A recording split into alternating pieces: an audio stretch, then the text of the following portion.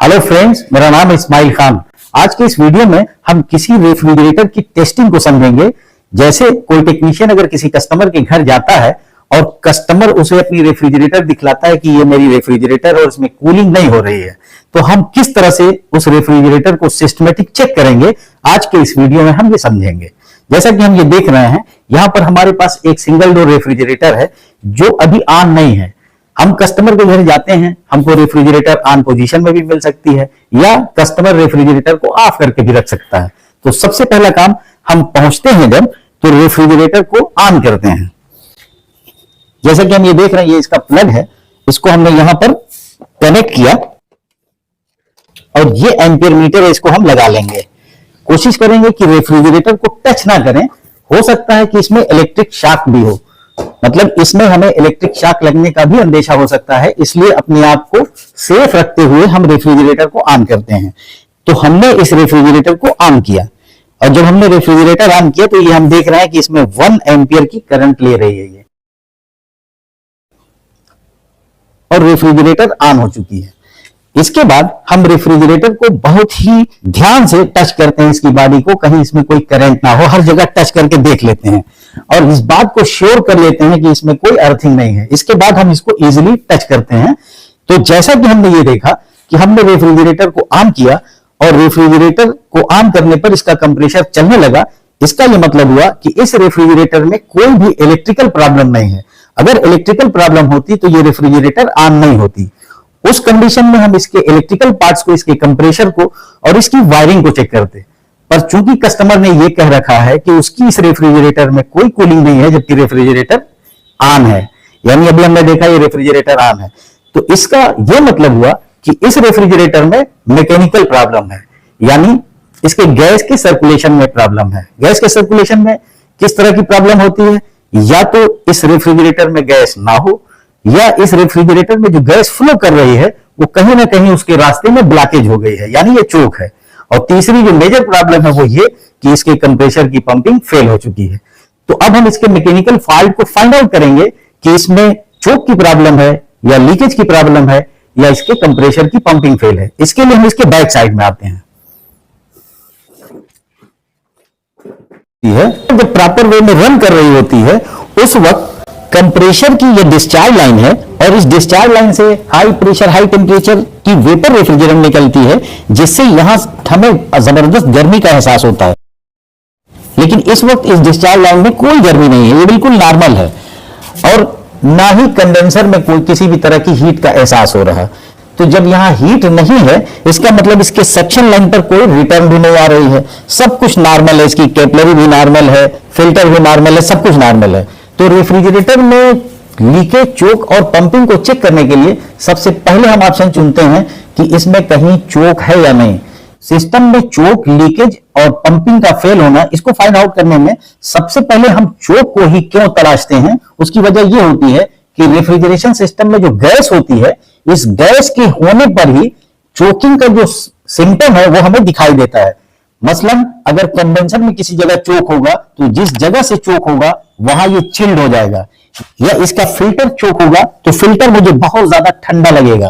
Capillary चोक होगी तो जिस जगह से चोक होगी वहां पर जबरदस्त ठंडी होगी, यहां तक कि आइस भी आ जाती है। अगर हमने सिस्टम से गैस को निकाल दिया तो हम चोक के सिम्टम को कहीं तलाश नहीं पाएंगे, इसलिए सबसे पहले हम चोक को तलाशते हैं। चोक के लिए हम चैम्बर की तरफ चलते हैं और गैस के सर्कुलेशन की साउंड को सुनते हैं।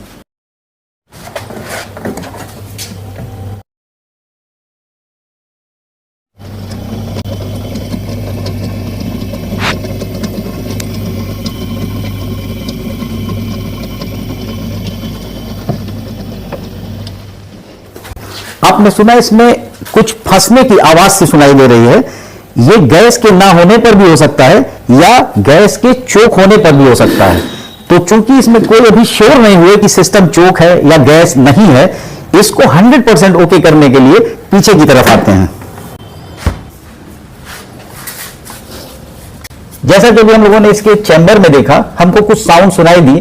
वो साउंड गैस के सर्कुलेशन के ना होने का भी है और ऐसा भी हो सकता है कि इसमें गैस नहीं है, इसलिए इस तरह की साउंड आ रही है। चोक को हमने तलाशने की कोशिश की, ये मिल भी सकता था और नहीं भी मिल सकता था, हमें चोक का कोई सिम्टम नजर नहीं आया। इसलिए अगला हम जो स्टेप चुनेंगे वो ये देखेंगे कि क्या इस सिस्टम में लीकेज है या नहीं है। इसके लिए हम इसकी चार्जिंग लाइन को कट करेंगे। सबसे पहले इस कंप्रेसर को ऑफ कर देते हैं और ये इसकी चार्जिंग लाइन है। हम चार्जिंग लाइन को यहां देखते हैं कि ये पंच किया हुआ है, यहां से तोड़ देते हैं।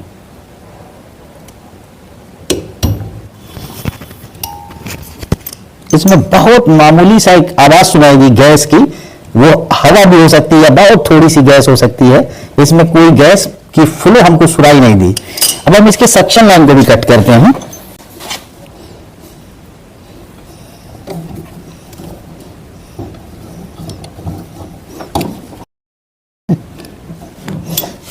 आपने देखा कि मैंने इसकी चार्जिंग लाइन को भी कट किया और सक्शन लाइन को भी कट किया, इसमें से कोई गैस निकली। इसका यह मतलब हुआ कि इस सिस्टम में कहीं ना कहीं लीकेज है। अगर लीकेज ना होता तो गैस जरूर निकलती। तो हमको चोक नहीं मिला और इस सिस्टम में गैस नहीं थी, इसका मतलब कहीं ना कहीं सिस्टम में लीकेज है। अब हम इस रेफ्रिजरेटर की जो तीसरी प्रॉब्लम है, अहम प्रॉब्लम है, वो ये कि इस कंप्रेसर की पंपिंग ठीक है या नहीं, इसे चेक करते हैं। और इसके लिए हम इस कंप्रेसर को एक बार फिर ऑन करते हैं। इस वक्त ये कंप्रेसर रन कर रहा है और इसकी चार्जिंग लाइन और सक्शन लाइन से ये प्रेशर खींच रहा है, जबकि ये जो रिटर्न आ रही है सक्शन लाइन, यहां से ये प्रेशर निकल रहा है। तो चूंकि हमें इसकी पंपिंग का अंदाजा लगाना है, तो हम इसके इस आने वाले सक्शन लाइन को थोड़ा ताकत से पकड़ेंगे, जिससे अंदाजा लगेगा कि इस कंप्रेसर की पंपिंग सही है या नहीं। आप देख रहे हैं इसे पकड़े हुए हैं पर इसके प्रेशर को होल्ड नहीं कर पा रहे हैं। ये देखिए इसकी आवाज बता रही है कि इसकी जबरदस्त पंपिंग है और इसके प्रेशर को होल्ड करने पर हमें इस कंडेंसर से कुछ साउंड आ रहा है लीकेज का। प्रेशर को होल्ड करने पर कंडेंसर के इस अपने हिस्से से कहीं ना कहीं से प्रेशर आ रहा है, जिसे हम अभी चेक करके देखते हैं कि क्या ये लीकेज यहीं पर है। सोप सोल्यूशन दीजिएगा जरा, यहां रखिए सोप सोल्यूशन।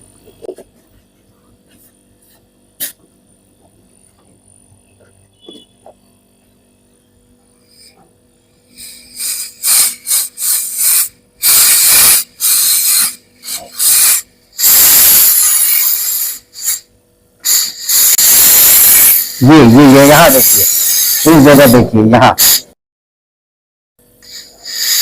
ये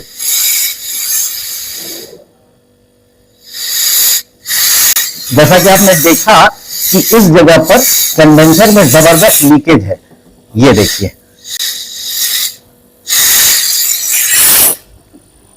तो जैसा कि हम लोगों ने इसकी जो टेस्टिंग की थी कि इसमें कहीं हमको चोक का सिम्टम नहीं मिला था, कंप्रेसर की पंपिंग जबरदस्त थी, और इसमें जब हम लोगों ने इसके पाइप को कट किया था तो यहां पर कोई भी गैस इसमें से बाहर नहीं निकली थी, जिससे हम लोगों ने ये फाइंड आउट किया था कि यहां कहीं ना कहीं सिस्टम में लीकेज होगा।